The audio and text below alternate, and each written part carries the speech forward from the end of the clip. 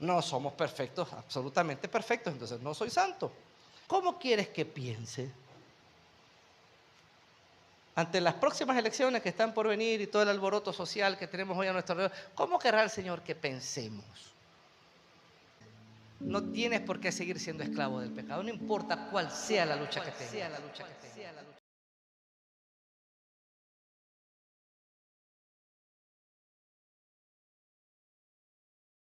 Ese llamado recurrente que vemos en las Escrituras que el Señor hace, a tener nuestras cuentas claras con Él.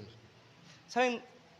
El Señor quiere tener sus cuentas claras con su pueblo y desde el principio del pueblo de Israel, cuando comenzamos a estudiar la historia del pueblo de Israel, el Señor va disponiendo todas las cosas para que su pueblo pueda tener siempre sus cuentas claras delante de su Dios. Y tener las cuentas claras delante de Dios no implica en lo absoluto presentarnos delante de Él siendo perfectos. No, no, no. El tener las cuentas claras delante de Dios implica poder presentarnos delante de Él sin nada oculto. Es decir, lo que hay en nuestro corazón, aún nuestros desaciertos, nuestros errores, nuestras fallas, podérselas presentar al Señor, esperando que Él pueda intervenir en medio de nuestras debilidades. Y Él puede intervenir en medio de nuestras malas decisiones, que Él pueda intervenir en medio de nuestro pecado y pueda hacer en nosotros toda la transformación que necesite ser hecha.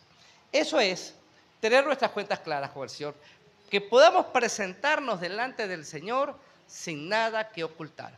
Comenzamos esta serie de estudio hablando un poco acerca de David y recordábamos aquel pasaje de la historia de David, que si le pudiéramos preguntar a David, David, si tuvieras la oportunidad ahora de borrar una sola idea, un solo evento de tu vida, ¿qué harías? Yo estoy seguro que David tal vez nos dijera, me encantaría borrar esto. Ese evento ahí con Betsabé, con Urías. Si pudiera darle a ese botón, ¿saben aquel famoso botón delete? Para los de otra generación, si pudiera usar el Tipex, ¿se acuerdan del Tipex? Bueno, si yo pudiera borrar algo en mi vida, sería ese evento. Pero saben, la confesión efectiva, que fue a lo que David echó mano, ese estar a cuentas con el Señor, no implicó borrar de su mente el evento. Ni siquiera cuando estuvo delante del Señor. El evento no se borró, esa experiencia en la vida de David siguió allí. Pero cuando David se presentó delante del Señor y confesó su pecado, ese pecado obtuvo perdón. La carga que había generado ese pecado sobre los hombros de David le fue quitada. Y estar a cuentas con el Señor no es llegarnos ante Él perfectos, es llegarnos ante Él sin nada que ocultar. Y decirle, Señor, fallé en esto. Hay un área en mi vida que no está bien. Y saben, a veces implica llegar ante el Señor y decirle, Señor, examíname, como el mismo David dijo, y ve si hay en mí camino de perversidad. ¿Sabes? Hay cosas que están en mí que ni yo mismo soy capaz de descubrir la raíz del problema. Examíname. No tengo nada oculto, no quiero tener nada oculto delante de ti. Y eso es parte de lo que el Señor ha estado tratando de llamar la atención a su pueblo desde el principio de la historia hasta el día de hoy. Estemos a cuenta con el Señor. Estemos a cuenta con el Señor. La semana pasada dimos un paso más. Ya hablamos de la confesión de David y todo el resultado que hubo tras su confesión. La semana pasada pasamos a la primera carta de Pedro, capítulo 1. Y allí Pedro nos llama la atención. Porque, ¿saben? Hay algo que el cristiano no puede tener en poco. Mencionábamos un pequeño animalito llamado arminio. El arminio es un animalito que en invierno su pelaje es blanco, blanco, blanco. Pero saben, tiene un concepto este animalito de la pureza maravilloso. Él prefiere morir antes que ensuciar su pelaje. Interesante.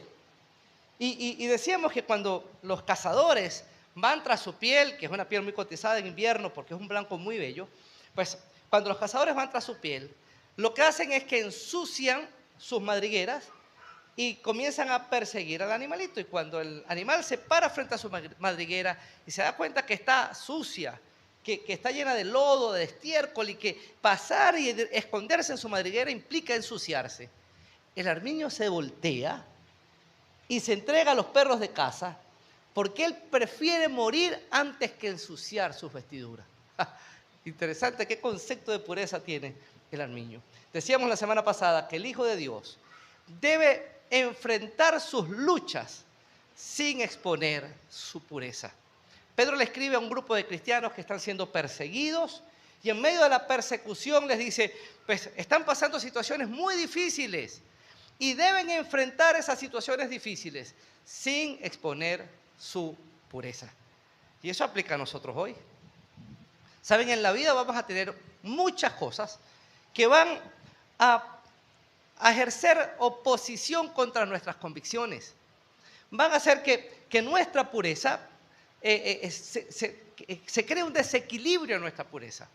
Entonces se espera del cristiano que pueda enfrentar sus luchas sin exponer su pureza. Hermano, se nos llama a presentarnos limpios delante del Señor. ¿Y cómo lo hacemos? Teniendo nuestras cuentas claras con Él.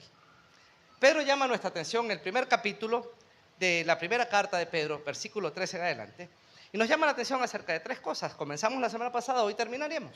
Pero permítame hacer un recuento de lo que ya hemos visto. En primer lugar, Pedro nos llama a mantenernos alerta. Versículo 13.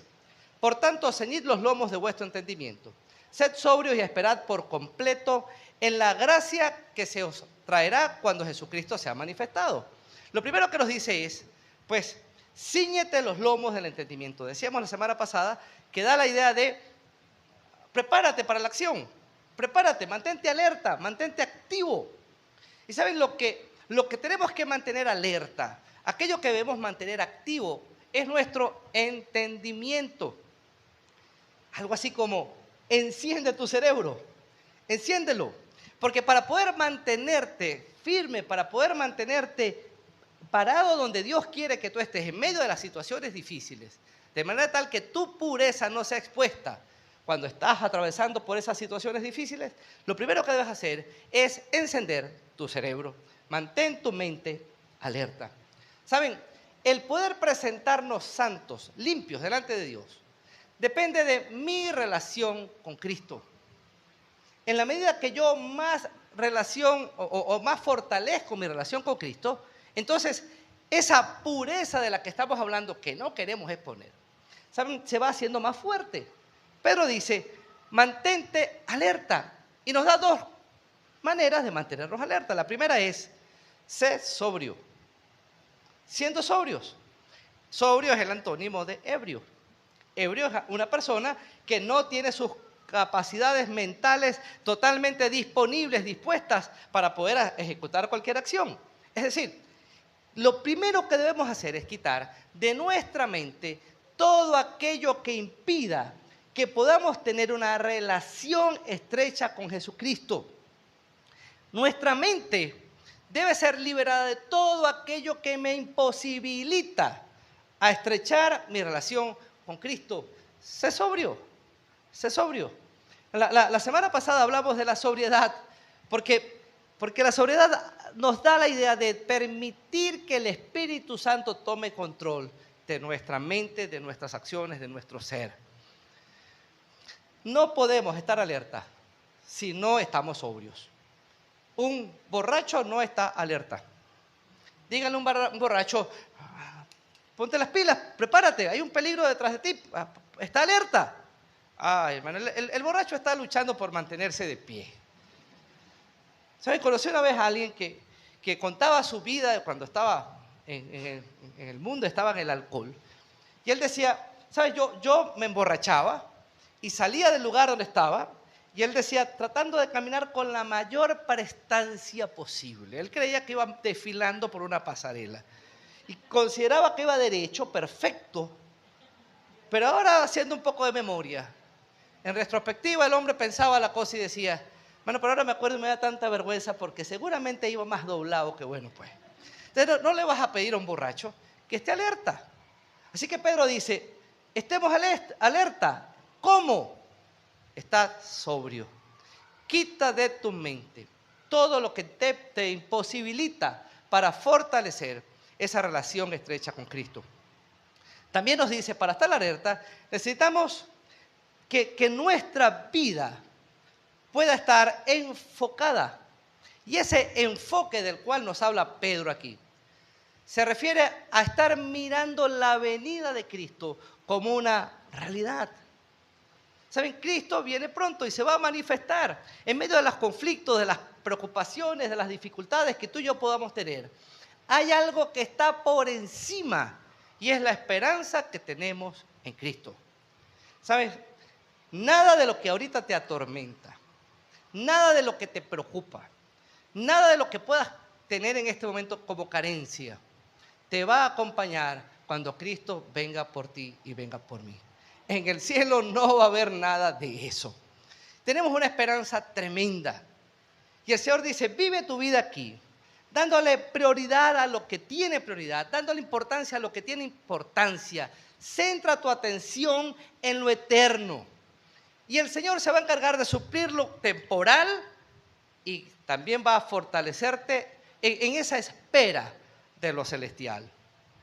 ¿Saben? Lo único que pudiéramos tener aquí como conflicto, que a lo mejor nos acompaña, ya permítanme decir algo aquí que pueda sonar medio extraño, pero ¿saben?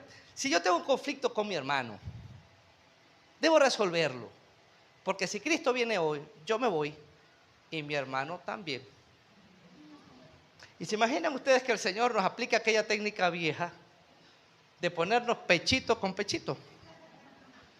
La eternidad es un tiempo muy largo. Señor, ¿como cuánto tiempo? Vamos a dejarlos ahí unos 550 años para ver si... Entonces vamos a hacer algo. Resolvamos nuestros conflictos aquí. Y practiquemos el amor y amémonos los unos a los otros. Porque si Cristo viene hoy, estos conflictos que hoy son parte de nuestra vida terminarán. Les tengo noticias maravillosas. Si Cristo viene hoy, los dolores que puedas tener se acaban. Aquellos dolores de rodillas, de espalda, se acaban. Es más, yo soy de los que piensa que capaz, y se acaba también, el tema que tenemos con esa grasa de más que no se quita, esas cosas, esa lucha interminable con esos kilos de más. Tenemos una esperanza que está por encima de cualquier conflicto que hoy pudiera estarnos atacando. Ahora, no solo nos manda a estar alerta, Pedro también llama nuestra atención a estar firmes. Versículo 14, como hijos obedientes, no os conforméis a los deseos que antes teníais, estando en vuestra ignorancia. ¿Saben? La palabra conformarse da la idea de tomar la forma de algo. Es decir, no permitas que la vida que tenías antes de conocer a Cristo le siga dando forma a tu manera de vivir hoy. No puedes continuar viviendo de esa forma. ¿Saben qué es triste? Cuando nuestra vida cristiana hoy sigue estando moldeada por la persona que éramos antes de conocer a Cristo. No puede ser. No puede ser. Miren, describamos rápidamente cómo era esa vida sin Cristo. Esa vida sin Cristo era una vida que ignoraba a Cristo. Cuando vivías, como vivías antes, cuando estabas en vuestra ignorancia. Es un desconocimiento absoluto de un Cristo que tiene un plan para cada uno de nosotros. Antes se podía entender que cuando no conocíamos a Cristo, pues también ignorábamos sus planes para nosotros. Pero ahora que tenemos a Cristo, no podemos seguir viviendo así. El Señor tiene un plan para ti y ese plan está vinculado con la lucha que hoy estás enfrentando. Pedro le está escribiendo a un grupo de cristianos que estaban siendo perseguidos, literalmente, que estaban sufriendo por la causa de Cristo, literalmente. Y en medio de sus carencias, en medio de la persecución, en medio de sus conflictos, le dice, ¿sabes? No vivas como quien ignora que Dios tiene un propósito para ti. Y alguno de ellos tal vez se pudo levantar y decirle, en medio de la persecución, sí, Dios tiene un propósito para ti en medio del conflicto que estás viviendo hoy. Interesante. Sea que el conflicto no dependa de ti, estás sufriendo tal vez algo que es injusto, estás padeciendo algo que no procuraste, Dios tiene un propósito para ti en medio de eso. aun cuando el problema que estés atravesando sea consecuencia de tus malas decisiones, aún en eso, Dios tiene un propósito para ti. Y saben, creo que la confesión y creo que el que conozca su amor y su perdón es el propósito para todo aquel que se presenta ante el Señor diciéndole: Señor, yo estoy padeciendo esto, pero es por causa de mis malas decisiones. Y en el propósito de Dios vas a experimentar su amor y su perdón. Entonces no podemos vivir hoy como quienes ignoramos el propósito de Dios para nuestra vida. ¿Saben? No solo era una vida que ignoraba los propósitos de Dios, sino que también Pedro dice aquí, era una vida sometida por nuestras pasiones. En el versículo 14, cuando dice: como hijos obedientes, no os conforméis a los deseos. La palabra deseo allí es esas pasiones que nos impulsan a pecar. Antes de conocer a Cristo, ¿saben? Esos deseos eran quienes controlaban nuestra vida. Éramos esclavos de ellos. Usted y yo pudiéramos decir: ¿sabes? Yo luchaba y trataba y no podía. Porque no puedes. Porque necesitabas a Cristo. En tu relación con Cristo está la victoria contra aquellas cosas que te tenían esclavizado. ¿Saben? Hay algo que nos cuesta aceptar. Y vamos a ser sinceros aquí. O sea, en este momento, esas ráfagas de humildad que definen a algunos, como que no pudiera tener mucho lugar. ¿Saben? Aquella persona que te dice: yo te voy a dar mi humilde opinión. Ya, cuando soltaste la opinión no es humilde. Sí, ya cualquier cosa ahí menos humildad. ¿Saben? No, dejemos la humildad de un lado. Vamos a reconocer nuestras realidades. ¿Saben qué cosas nos cuesta aceptar? Que hay algo que nos domina. Qué difícil es poder aceptar. ¿Saben? Hay una conducta en mí que me domina. Tengo que reconocer que no puedo con esto. Estamos acostumbrados a luchar, a patalear y a justificar nuestras conductas de tal manera que nunca aceptemos que estamos en problemas.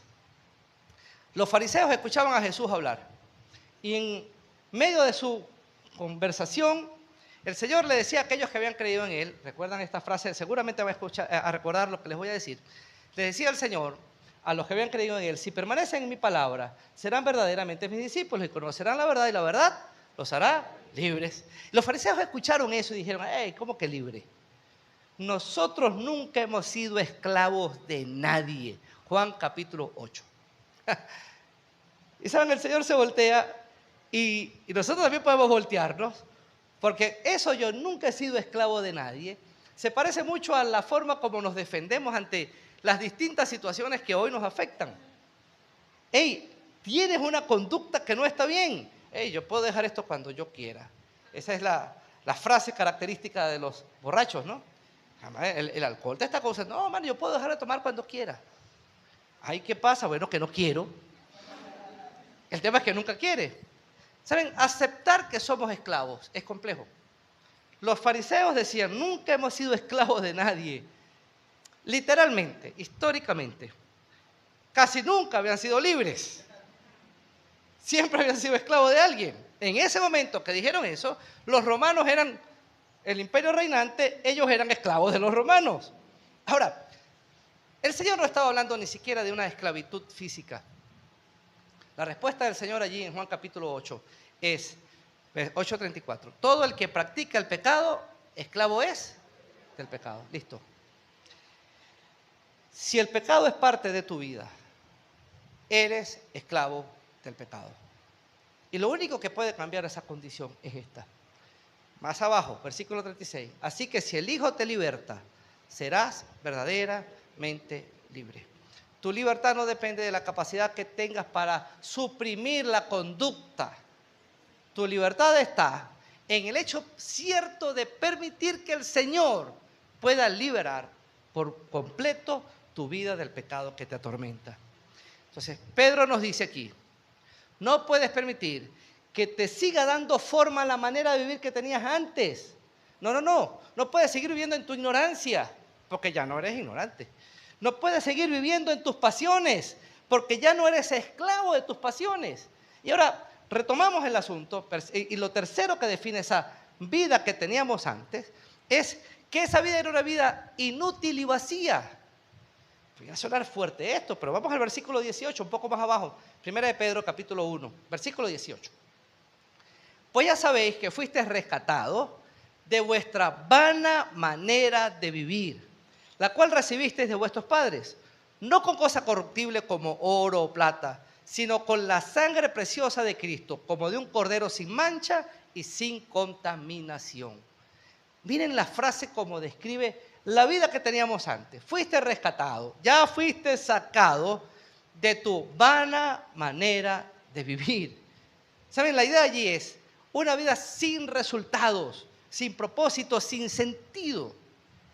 Y tenemos que admitir que toda vida que se vive sin Cristo es una vida sin resultado, es una vida vana, sin propósito, sin sentido. Y ahora Pedro está diciéndonos, ¿sabes? Ya no puedes seguir viviendo tu vida como si carece de sentido. Tienes un propósito y ese propósito te va a acompañar hasta el final de tu vida. El conflicto que vives hoy es parte del propósito. Qué interesante. Hay un versículo que no sabemos de memoria. Estoy seguro que muchos se lo saben. El que no se lo sabe, apréndaselo. Esos son los versículos que son claves. Sí, yo creo que cuando estemos en el cielo nos van a preguntar algunos versículos allá. Este es uno. Juan 3:16 es otro. Ese es el primero que nos van a preguntar, Juan 3:16. El segundo es Juan 1:12. Este va a ser como cuarto, quinto, sexto versículo que nos van a preguntar. Romanos 8:28. Y sabemos que los que aman a Dios. Muy bien. Sí van a entrar, sí van a entrar. Y sabemos que los que aman a Dios, todas las cosas les ayudan a bien. Pero no termina allí. Esto es a los que conforme a su propósito. Interesante, hermano. Hay un propósito de Dios. Y todas las cosas van redundando para el bien de aquellos que viven conforme al propósito de Dios. Bueno, Pedro nos dice ahora, no vivas como quien no tiene un propósito.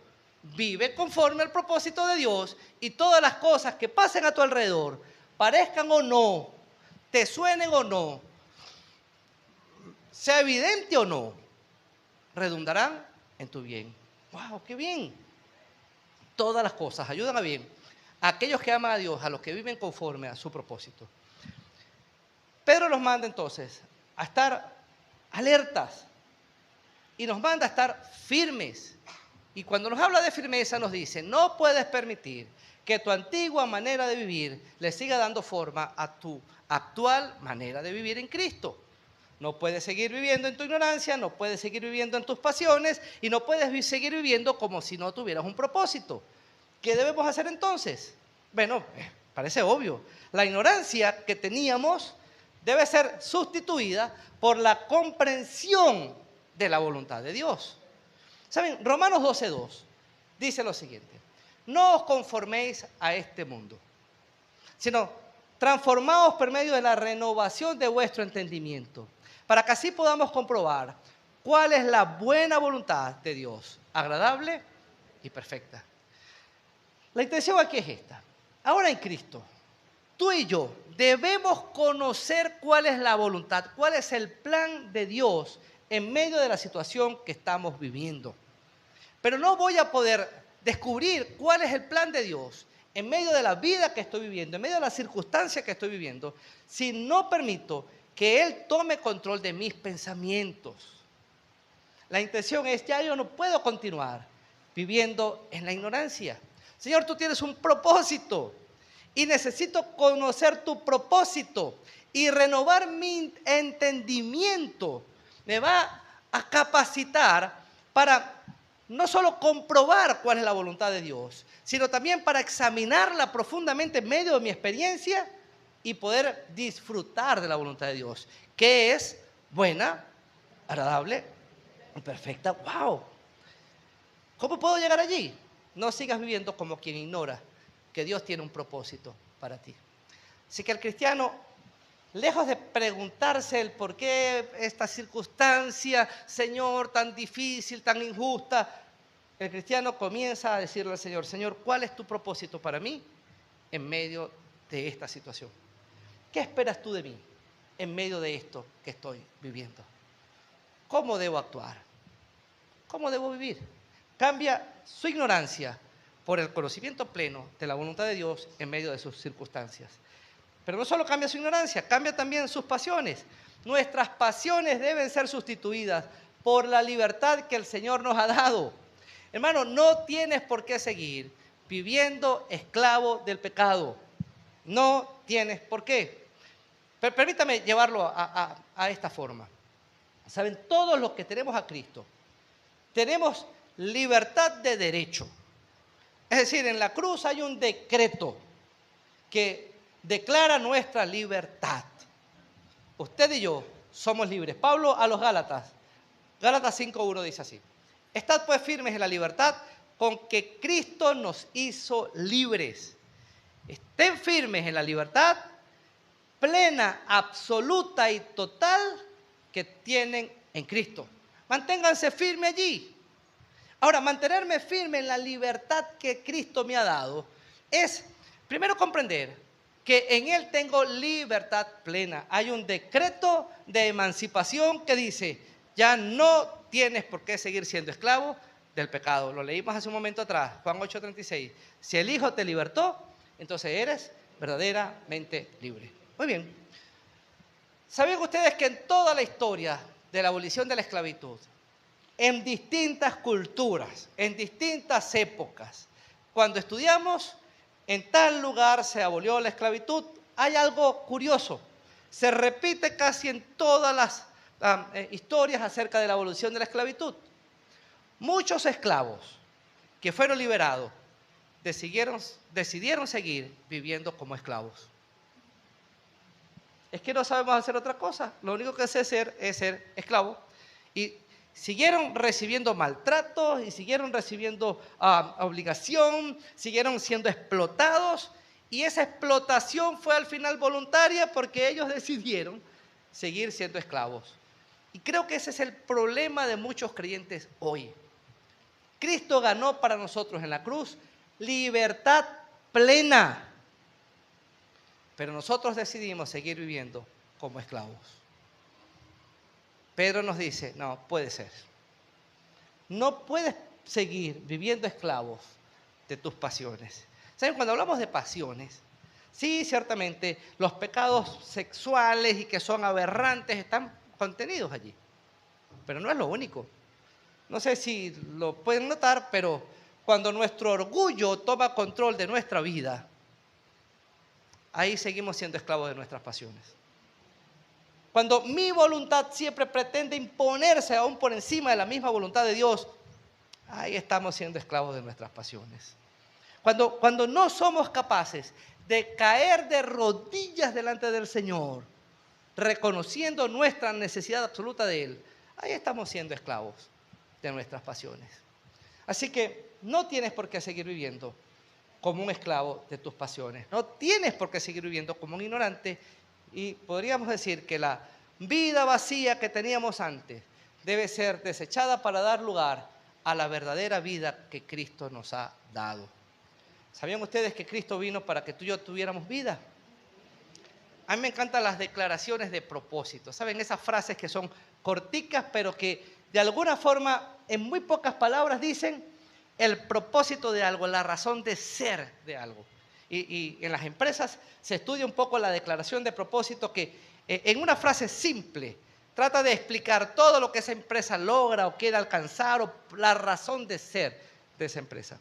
¿Saben ustedes? Cristo tenía una declaración de propósito maravillosa. Si alguien nos pregunta, ¿por qué Cristo tuvo que venir? ¿Por qué Dios se hizo hombre, habitó entre nosotros y terminó en la cruz muriendo por los pecados de toda la humanidad? ¿Por qué tuvo que hacer eso? Bueno, ahí está la declaración de propósito, Juan 10:10. Voy a leer la declaración de propósito y después leemos el versículo completo. Yo he venido para que tengan vida y la tengan en abundancia. Listo. Declaración de propósito. ¿Para qué vino Cristo? Él vino para que tengamos vida y vida en abundancia. Y no solo se está refiriendo a la eternidad. ¿Saben? Está hablando de la calidad de vida que acompaña a los hijos de Dios mientras estamos aquí. Y no estoy hablando de prosperidad ni nada de eso. Estoy hablando de que aun cuando estés pasando por situaciones difíciles, Él ha prometido que estará contigo. Ayer leíamos en el Ágape, su vara y su cayado nos infundirá aliento. Hermano, eso es vida, realmente vida. Tu vida tendrá un verdadero propósito, una verdadera razón para levantarte cada mañana solo cuando estás en Cristo. Entonces, cambia la vida vana que teníamos antes por una vida con pleno sentido. ¿Saben? En Juan 10:10 el Señor está comparándose con otros falsos maestros que se habían parado por allí. Habían otros falsos cristos, es decir, otros falsos mesías que se habían levantado en el tiempo de Jesús. Y el versículo completo, ahora sí, Juan 10:10, dice esto: el ladrón no viene más que a robar, matar y destruir, refiriéndose a esos falsos cristos. Cuando sigues una falsa idea, cuando estás detrás de un falso Dios, ese falso Dios que se levanta, ese falso Cristo que se levantaba en la sociedad judía, ese falso Mesías, no venía más que a robar, matar y destruir. Ahora el verdadero Cristo vino para que tengas vida y vida en abundancia. Hoy vivimos de la misma forma que Pedro está denunciando aquí. ¿Cuántos creyentes hoy siguen viviendo en su ignorancia? ¿Saben cómo se manifestaba la ignorancia? Cuando pretendíamos buscar a Dios a nuestra manera. ¡Cuánta ignorancia! ¿Saben? Hay tanta gente que desea llenar el vacío de su corazón a través de las religiones que se atraviesan por su camino. Y tratando de llevar una vida llena de religiosidad, pretendan llenar su corazón. Y ese corazón no se llena, porque lo único que puede llenar nuestro vacío es Cristo. Mi relación con Cristo, tu relación con Cristo. ¿Saben? Yo soy de la época en la que en biología se hacían algunos experimentos que hoy seguramente están velados por una cantidad de leyes que lo regulan. Yo en biología llegué a trabajar con ratoncitos de laboratorio. E hicimos cosas con esos ratones pobrecitos. Bueno, eran otros tiempos. Voy a contarles algo, tal vez de lo que menos impacto pudiera generar en la realidad ahorita de protección de animal y todo lo demás. Vamos a hablar de un insecto. Hay una práctica de biología que a mí se me quedó grabada en la cabeza y no la puedo sacar de mi mente porque fue muy grotesca, pero no solo fue grotesca, para mí en aquel momento fue impactante. ¿Saben? Teníamos una cucaracha. ¿Han visto una cucaracha? Todos hemos visto una cucaracha, lamentablemente. Sí, es un ser despreciable la cucaracha. Y teníamos una cucaracha que había muerto por efecto de un insecticida. Es decir, ella estaba íntegra, estaba completa. Pero había muerto, estaba muerta. La colocamos en un lugar con una lupa grande, recuerdo, y le colocamos en sus antenas algunos golpes eléctricos. Y cuando esos golpes eléctricos tuvieron contacto con aquel cuerpo de la cucaracha, sus patas se movieron. Y eso a mí me generó una impresión impresionante, tremenda. El tipo se movió. Como todo curioso, la volteamos y quisimos ver si con ese choque de corriente la cucaracha caminaba, se movía. ¿Saben? Evidentemente el choque eléctrico no daba para que ella tuviera coordinación ni nada por el estilo, pero sí ciertamente movió las patas y se movió en la mesa. Hubo un desplazamiento. Un cuerpo se define como vivo cuando es capaz de desplazarse. Aquí la única diferencia es que cuando se desplaza por sí solo.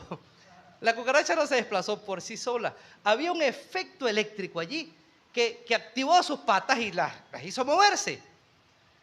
Muchos hoy están viviendo como aquella cucaracha. Ay, disculpe la comparación, sé que es grotesca. Pero ¿saben? Es que muchos estamos viviendo como esa cucaracha, buscando choques eléctricos que nos permitan dar muestras de vida. Y lo hacemos a través de religiones, a través de filosofías, a través de pensamientos, de mantras, de cuestiones, y pretendemos que esa vida religiosa, llena de cosas que hacer y de qué no hacer, nos den ese choque eléctrico que necesitamos para poder andar. ¿Y saben cuál es el fin de eso? Que no lo conseguirás, porque no está allí la vida. La vida está en Cristo, no hay otro lugar. Muchos están buscando en sus pasiones, desbordan sus pasiones y dan a su vida lo que desean y comienzan a vivir una vida desordenada y fuera de control, buscando que esas pasiones, ese ego satisfecho, que ese físico satisfecho, le dé ese corrientazo que necesitan para andar. ¿Y saben qué pasa después de llenarse de excesos? Terminan más vacíos que antes. ¿Y saben por qué? Porque ahí tampoco está la vida. Lo único que puede satisfacer tu vida es Cristo. Otros están tratando de, con buenas obras, buenas acciones, con cosas que ellos consideran válidas, están buscando de satisfacer su necesitado corazón y buscan allí también su choque de corriente y no lo encuentran. ¿Saben por qué? Porque Cristo es el único que puede darnos la vida. Pedro dice, no sigas viviendo como aquel que está mendigando la vida, porque en Cristo tú tienes vida. Y si tenemos vida en Cristo, debemos vivir como verdaderos seres vivientes. Ahora, ¿saben? En Cristo no somos esa cucaracha que está buscando ese choque eléctrico para andar. No sé si voy a mejorar la comparación o la voy a empeorar. Pero ahora imagínense una cucaracha viva, realmente viva, no necesita corriente. Ustedes y yo no necesitamos corriente, podemos ser como una cucaracha viva. Y mejor aún, pudiéramos llegar a ser hasta algo como una cucaracha voladora. ¿La han visto? Sí, las cucarachas no podían ser más desagradables. Lo único que le faltaba a la cucaracha para ser excesivamente desagradable era que volara. Y las hay. No quiero invocarla. Tengo tiempo que no veo una cucaracha voladora. Pero me gustaría quedarme así, sin verla. ¿Saben? El cristiano tiene vida en Cristo.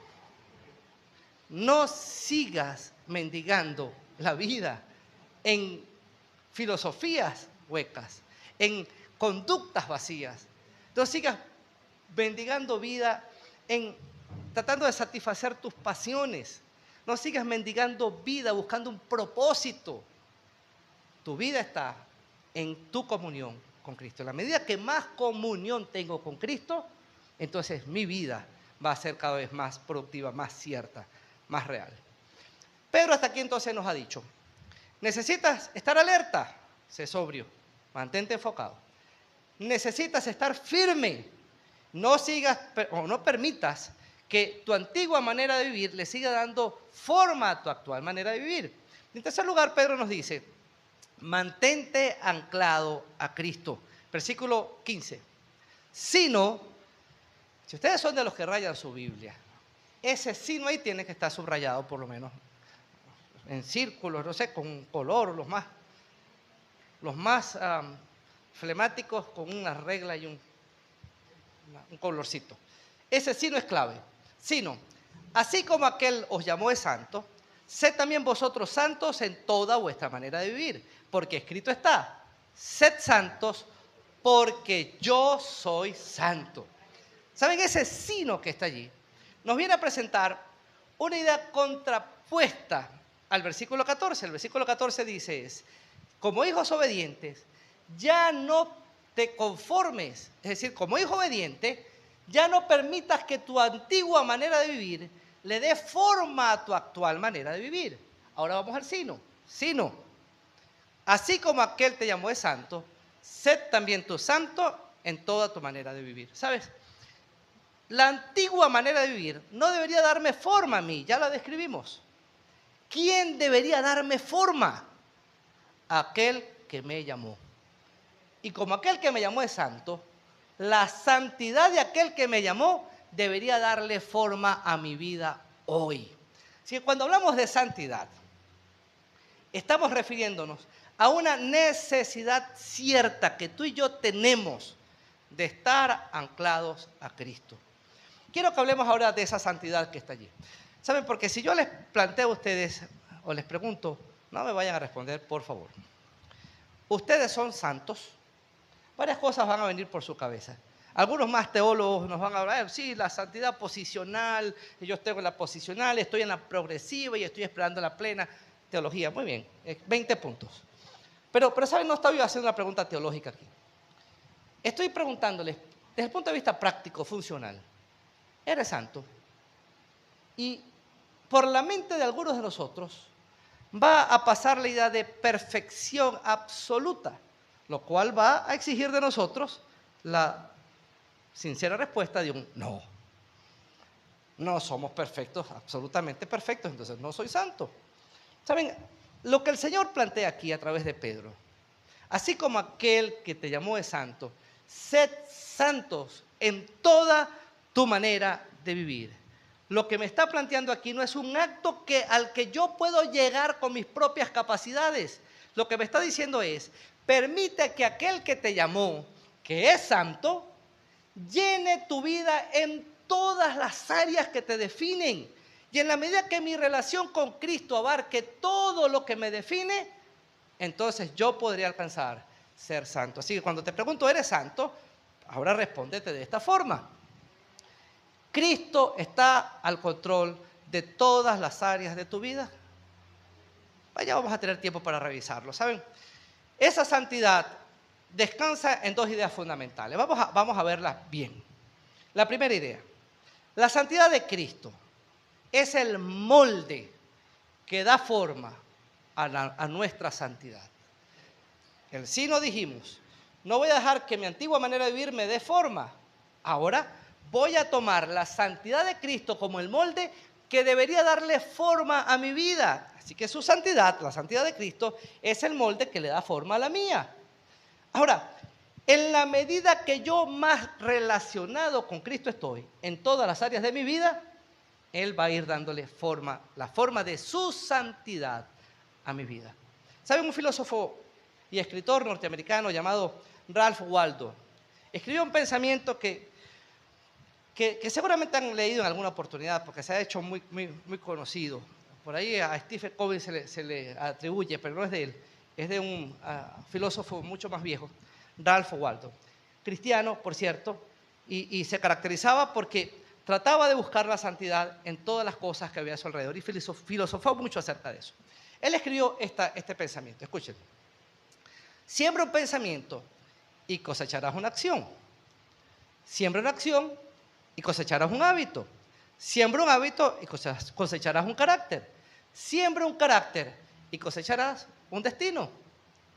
Interesante, ¿no? Todo comienza con el pensamiento. Y creo que la Biblia nos plantea de otra forma esto mismo que Waldo nos acaba de plantear en su idea, en su pensamiento. Mírenlo así. Si la santidad de Cristo cubre por entero mi pensamiento, entonces mi conducta va a estar fortalecida con la santidad de Cristo. Si mi conducta reiterativa está controlada por la santidad de Cristo, entonces voy a haber desarrollado hábitos santos. Y si mi vida se caracteriza por hábitos santos, entonces voy a forjar un carácter santo. Y si mi carácter es santo, entonces tengo lo necesario para cumplir el propósito que el Señor tiene trazado para mí. Ahí está. Particularmente creo que muchos de nuestros problemas hoy se deben a que tenemos un serio problema con el carácter. Hermano, estamos luchando con pecados que no terminamos de resolver, porque hay un problema de carácter. Los matrimonios están en conflicto hoy, porque tienen un problema con su carácter. Nos cuesta decirle no a ciertas cosas porque hay un serio problema de carácter. Pero saben, el carácter no es algo al que voy a acceder, o esa transformación del carácter, no es algo que voy a acceder producto de una declaración personal. Hermano, declara hoy que quieres cambiar tu carácter y bueno, lo decreto, lo declaro y lo determino. Hoy tengo un carácter nuevo. Ojalá fuera así, pero así no funciona. Saben, el carácter es el resultado de un trabajo sostenido y progresivo. En palabras de Pedro, en la medida que yo permito que la santidad de Cristo vaya controlando cada área de mi vida, mi carácter se va a ir forjando en la santidad de Cristo. Vamos a verlo con algunos pasajes bíblicos. El pensamiento. Debo permitir que mi pensamiento esté bajo control de la santidad de Cristo. Ya leímos Romanos 12:2 hace un ratico atrás, pero me gustaría planteárselo como lo plantea la Nueva Versión Internacional. La Nueva Versión Internacional dice así: cambia tu manera de pensar y así cambiará tu manera de vivir. Si no hay un cambio de conceptos, no habrá nunca un cambio de conducta. Ahora, no es un cambio de conceptos como un acto absolutamente teórico. Es un cambio de conceptos permitiendo que la santidad de Cristo me ayude a pensar como Él piensa en todas las áreas de mi vida, según palabras de Pedro. ¿Saben? Señor, en mi vida profesional, ¿cómo quieres tú que yo piense? Señor, en mi vida familiar, ¿cómo quieres tú que yo piense? Señor, en mi vida como padre, ¿cómo quieres tú que yo piense? En mi vida como hijo, ¿cómo quieres que piense? Señor, como esposo, como esposa, ¿cómo quieres que piense? Señor, con los sueños que tengo por delante, ¿qué quieres? ¿Cómo quieres que piense? Permítame poner una más difícil aún. Como venezolano, ¿cómo quieres que piense? Ante las próximas elecciones que están por venir y todo el alboroto social que tenemos hoy a nuestro alrededor, ¿cómo querrá el Señor que pensemos? Y saben, cuando el Señor comienza a tomar control de mis pensamientos en todas las áreas que me definen, algo comienza a cambiar. Siembra un pensamiento y vamos a obtener una conducta. Mi conducta comienza a cambiar. Ya mi acción no está enfocada en lo que yo tomo como decisión, sino que ahora mi acción depende de lo que el Señor ahora quiere que yo haga. Esa conducta repetida, en repetidas oportunidades, cuando se hace común esa conducta, se desarrolla un hábito. Si usted comienza a pararse todos los días a las 5 de la mañana, a las 5 de la mañana, a las 5 de la mañana, a las 5 de la mañana, al principio la cosa va a ser terrible, va a ofender a Adán, va a molestarse con la vida y va a posponer la alarma 800 veces. Pero una vez que ya ha repetido la conducta una cantidad de veces, llega un momento en el que usted se va a despertar y va a decir: qué extraño, el despertador no ha sonado hoy. Y en alguna ocasión se va a descubrir despertando al despertador. ¿Saben? Acaba de formar un hábito. Y la Biblia nos habla de los hábitos. Cuando en Efesios capítulo 4, versículos 23 y 24, el Señor nos dice: es necesario que renueves tu mente, renuévate en el espíritu de tu mente, para que te vistas del nuevo hombre creado según Dios. Ese vestirnos del nuevo hombre habla de nuevas actitudes, de nuevos hábitos que vamos adquiriendo en la medida que nuestros pensamientos van cambiando, nuestras conductas se van fijando y eso va a generar nuevos hábitos. En contraposición de idea, ahí mismo en Efesios, con el viejo hombre, despójate del viejo hombre. Ese despójate es: quita de tu vida los viejos hábitos, los hábitos que tenías antes de conocer a Cristo. Y ahora ponte esa nueva ropa, esos nuevos hábitos que tienes ahora, que estás pensando con el pensamiento de Cristo. ¿Saben? Al tener nuevos hábitos, mi vida comienza a funcionar de una manera distinta. Hay un proceso. Y cuando tienes nuevos hábitos, ¿saben qué va a ir fortaleciéndose? El carácter. El carácter. Llegamos al carácter. Ahora, pensamientos controlados por la santidad de Cristo, conducta controlada por la santidad de Cristo, hábitos controlados por la santidad de Cristo, ahora tenemos un carácter santo. ¿Se dan cuenta que no es un asunto de que yo lo declaro y lo decreto? No, no funciona así. Hay un proceso que debemos asumir.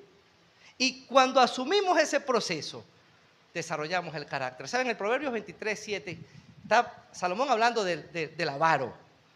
Pero da una declaración de lo que podría ser el carácter interesantísimo. Lo que está diciendo en líneas generales es: el avaro es como es, porque así es su alma, internamente es así, y por eso el avaro es avaro. Así que cuando el avaro está muy dadivoso, duda de él, porque es avaro. Y en el Proverbios 23:7 dice: porque cuál es su pensamiento en su corazón, tal es él. Es decir, en su alma, así como él ha desarrollado su alma, su vida, su estilo de vida, determina quién es realmente. Pensamiento, conducta, hábito, ha definido un carácter. La pregunta ahora sí tiene sentido: ¿eres santo? ¿Cómo está tu carácter? ¿Cómo está tu carácter?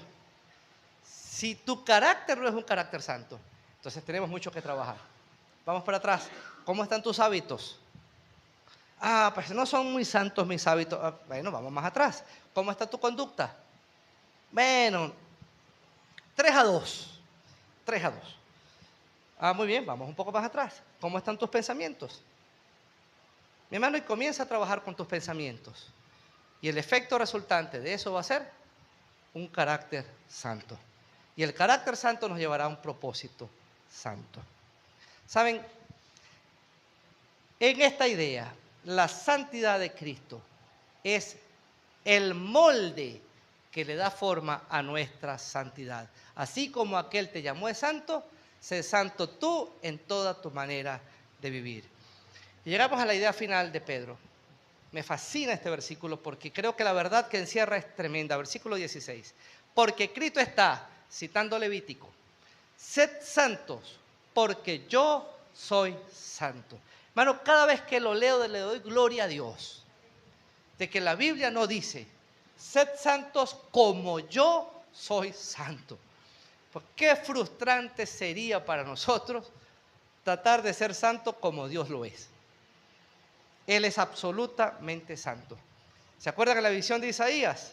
Los serafines daban vuelta alrededor de él y cantaban, santo, santo, santo. En el contexto hebreo, esa expresión repetida 3 veces es un superlativo de la santidad. Es decir, Dios en su majestad es plena, total y absolutamente santo. Si al Señor nos dijeran, bueno, tu modelo a seguir soy yo, tienes que llegar a ser santo como yo. Ah, hermano. Es como que si le dijéramos a cualquiera aquí de los que pasan de 40 años, se espera que dentro de un mes estés jugando fútbol como Messi. Ah, qué frustrante. Entonces, bueno, podríamos bajar la cuota y decir, por lo menos como Cristiano Ronaldo. Por lo menos. ¿Saben? La respuesta es, no, nos vamos a molestar. No vamos a llegar nunca a ese nivel. ¿Saben? El Señor nos dice aquí, sean santos como yo soy santo. Miren sus Biblias. Dice, sean santos porque yo soy santo. La razón de ser de tu santidad y la mía es que el Dios que nos llamó es santo. Así que yo no voy a ser santo como Él. Voy a ser santo porque su santidad, ahora Él me la pone a disposición. Quiero llenar tu vida con mi santidad. En todas las áreas de tu vida. Todas las áreas de tu vida. Desde tu pensamiento hasta tu carácter, hasta tu propósito. Sed santos, porque yo soy santo. Entonces podríamos decir aquí que la santidad del Señor no solo le da forma a la nuestra, sino que la santidad de Cristo es la razón que sustenta la nuestra. No está hablando aquí de mi esfuerzo. No es un esfuerzo humano por lograr ser santo. Tampoco se refiere aquí a algo que yo puedo ser capaz de obtener con una serie de decisiones. Podemos vencer al pecado, podemos no manchar nuestra vestidura, podemos tener una convicción tan sólida como la del arminio que le hablábamos la semana pasada, porque el Señor ha puesto a disposición nuestra su santidad. Permitamos que su santidad llene nuestra vida en todos los aspectos. Si la santidad del Señor nos llena en todos los aspectos, entonces la santidad cobra un sentido tremendo para nosotros. ¿Saben? En estos días tuve la oportunidad de ver un documental de estos de un grupo de agricultores que estaban tratando de rescatar un árbol que por una tormenta terrible había caído. El árbol estaba volteado, casi todas las raíces sacadas y un árbol grande. Y ellos decían, este árbol lo podemos recuperar y llevar a su sitio original. Y comenzaron una serie de trabajos. Lo primero que hicieron fue que lo amarraron con unas guayas muy fuertes. Y la intención era ir alando el árbol hasta que él llegara a su posición original. El que estaba haciendo el trabajo, pues le daba una especie de torque allí y él decía, diariamente o cada cierto tiempo, vamos a alar unos 20 centímetros. Eso nos puede llevar tal vez un año o un poco más. 20 centímetros, esperan que el árbol se estabilice, lo dejan un tiempo y una vez que está estable, 20 centímetros más y así lo van alando y alando, alando hasta que pueda llegar al punto en que desea que llegue. Y alguien que le entrevistaba preguntaba, ¿y cómo saben hasta dónde lo van a enderezar? Bueno, alrededor del árbol había una vara perfectamente recta. Y él decía, esa vara es nuestra referencia. Cuando el árbol se ha llevado a la posición que le indica esa vara, lo vamos a amarrar a ella. Y allí amarrado va a permanecer siempre. ¿Saben? Esa vara le daba el patrón de referencia al árbol. La santidad de Cristo es nuestro patrón de referencia.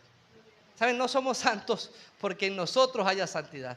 Somos santos porque cuando nos anclamos a Cristo, cuando abrazamos la santidad de Cristo, Él nos hace andar derechos. Él es la posición que ustedes y yo podemos abrazar para mantener nuestra postura. Hermanos, seamos santos porque el Señor es santo. No sé cómo has visto tú la santidad en tu vida, pero para nosotros los hijos del Señor, la santidad no es una opción. No es una opción, es nuestra forma de vivir. Imagínense una mariposa, porque en todo esto está la idea de la metamorfosis por todos lados. El Señor espera que en ti y en mí ocurra una metamorfosis. En Romanos 12:2, la idea de transformarse, la palabra allí es metamorfosis precisamente. ¿Saben? Y esa metamorfosis lleva a la oruga a volverse una mariposa. Yo he visto orugas bellísimas, con colores espectaculares, pero que no pueden hacer otra cosa más que arrastrarse. ¿Saben por qué? Porque es su naturaleza. No tiene otra opción. Esa oruga sube un árbol y crea un capullo allí, y en ese capullo ocurre un cambio. Con el tiempo abre una ranura en el capullo y sale, y cuando sale sus alas se estiran y ya no es la oruga, ahora es una mariposa. Y saben que esa mariposa comienza a volar. Y ella no va a volar porque escogió volar. Ella no va a volar porque se dio cuenta que volar es más interesante que arrastrarse. La mariposa no vuela porque consiguió que volar podía ser algo mucho más atractivo, que no era nada de eso. La razón por la cual la mariposa vuela es porque el volar ahora es su nueva naturaleza. Punto. ¿Saben? La santidad para nosotros no es una opción de vida. No se nos llama a ser santos, porque siendo santos nos va a ir mejor. No, esa no es la razón. Es cierto, pero no es la razón. No se nos llama a ser santos, porque siendo santos vamos a descubrir una manera de vivir distinta. Eso es verdad, pero no es la razón. El cristiano ha sido llamado a ser santo, porque la santidad es su naturaleza.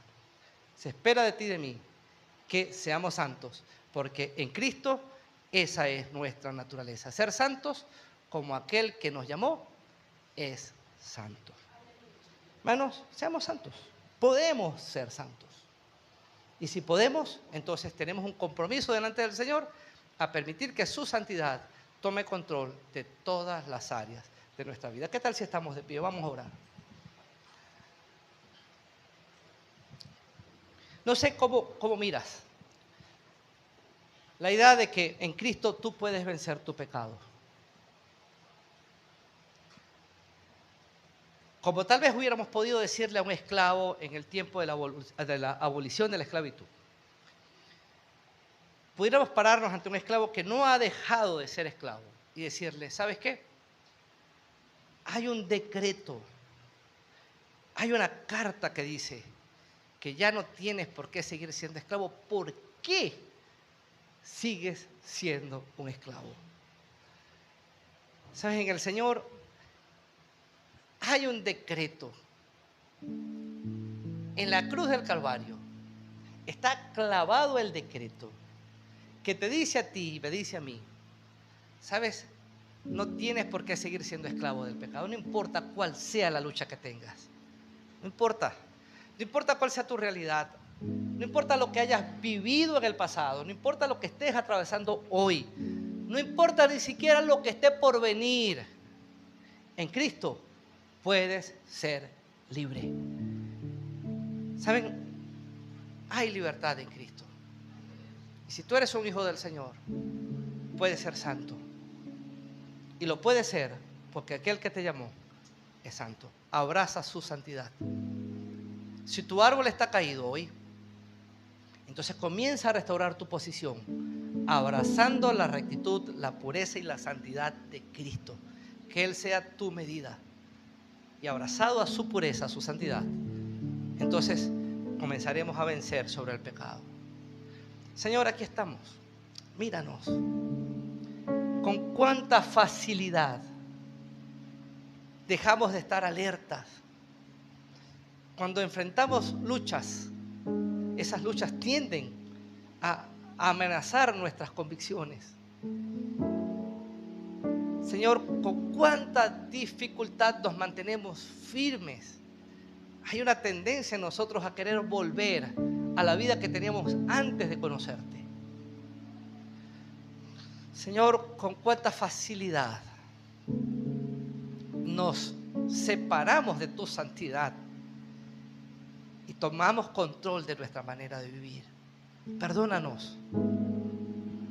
Ahora, como hijos obedientes, en los términos que tu Espíritu Santo les dio a Pedro, como aquellos que tenemos en Cristo toda la potencialidad para poder obedecerte a ti, ayúdanos a ser santos en toda nuestra manera de vivir.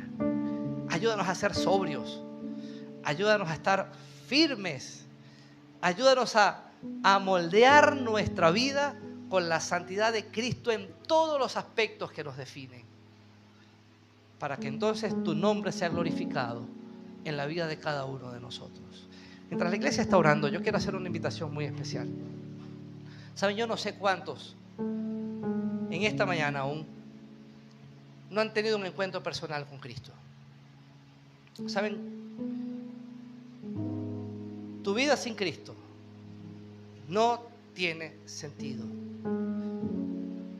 Y lo digo no solo porque la palabra de Dios así lo afirma,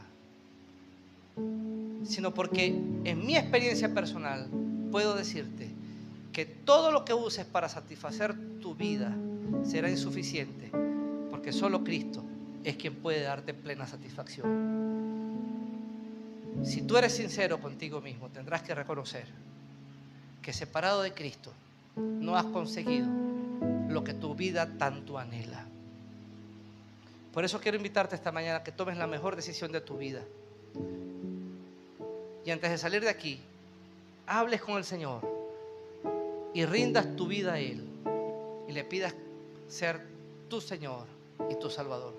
Lo puedes decir con una oración, y si me lo permites, me gustaría guiarte en esa oración. Allí donde estás, cierra tus ojos y dile al Señor: Señor, yo reconozco que soy pecador. Yo hoy reconozco que he tratado de llenar mi vida de distintas cosas que no han servido más que para frustrarme. Te pido perdón. Hoy reconozco que el único que puede darme verdadera vida es Cristo. Yo hoy te pido perdón por mis pecados y te invito a ser mi Señor y mi Salvador para la gloria de tu nombre. Amén. ¿Saben quién hizo esta oración? El Señor no solo le ha perdonado, sino que a partir de hoy la santidad de aquel que te acaba de llamar comienza a ser funcional en tu vida. De ti y de mí se espera que vivamos en la santidad de aquel que nos llamó. Iglesia Bíblica Nueva Jerusalén, seamos santos, porque el Señor que nos llamó es santo. Que Dios les bendiga.